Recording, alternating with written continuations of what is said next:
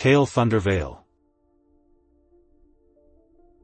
The rain tasted of iron that day, a peculiar tang on the tongue. I found it wedged between the cobblestones of the clockwork district, a sphere of obsidian that pulsed with a faint, internal light. It wasn't particularly large, maybe the size of a plum, but it felt weighty, not in terms of mass, but in a way that suggested contained possibilities. The city of Ethelberg, with its perpetually shifting towers and time-bending alleyways, had seen stranger things, but this felt different. It hummed against my palm, a silent invitation.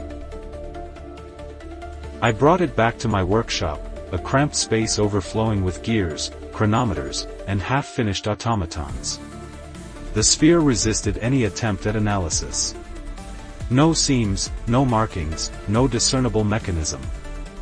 I tried everything: sonic resonance, magnetic fields, even a carefully calibrated dose of temporal distortion, nothing. It simply existed. Hours bled into days, and I found myself inexplicably drawn to it, spending my time tracing its smooth surface, lost in its enigmatic stillness. It was like staring into a very small, very dark universe. The first sign wasn't dramatic. Just a flicker, a momentary doubling of the street outside my window.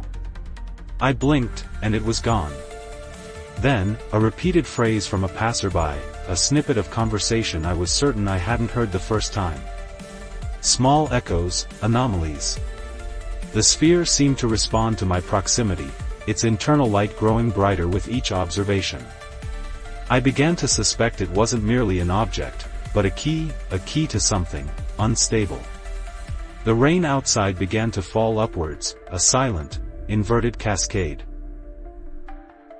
Old records, salvaged from the forgotten archives beneath the temporal guild, spoke of the chronomas, artifacts created by a civilization that predated Ethelberg, a people who mastered the art of weaving through time.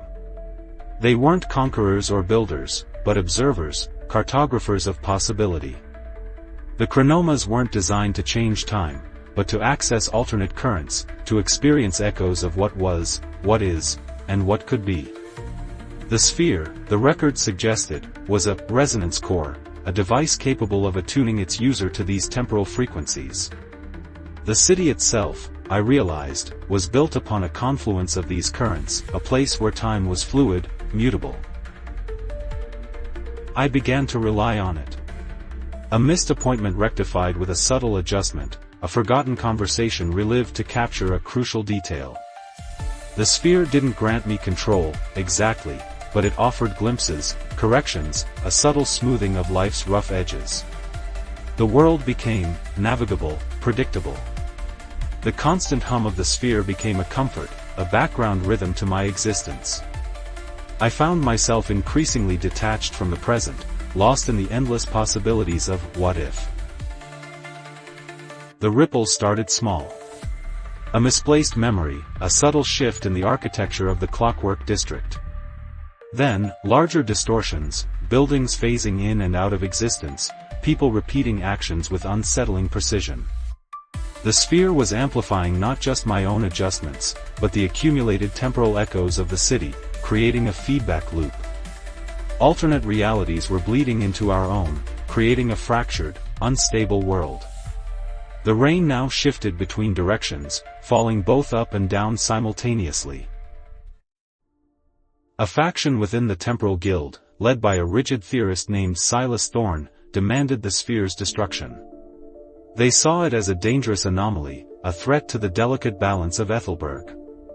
Others, drawn to the possibilities it offered, defended it, arguing that it was a key to unlocking the city's true potential. The debates were fierce, the tension palpable. Silas and his followers accused me of reckless tampering, of inviting chaos. The defenders hailed me as a visionary. I found myself caught between two extremes, the weight of the city's future resting on my shoulders. I stood on the highest spire of the clockwork district, the sphere warm in my hand. Below, the city pulsed with fractured realities, a kaleidoscope of what was and what could be. To destroy it would mean sacrificing the potential for understanding, for progress, but to preserve it meant risking the unraveling of everything. The rain had stopped, replaced by a deafening silence. I closed my eyes, and made my choice. I released the sphere, letting it fall into the swirling currents of time below, hoping that its echoes would eventually fade, and that Ethelbert could find its own equilibrium, even if it meant relinquishing the dream of perfect navigation.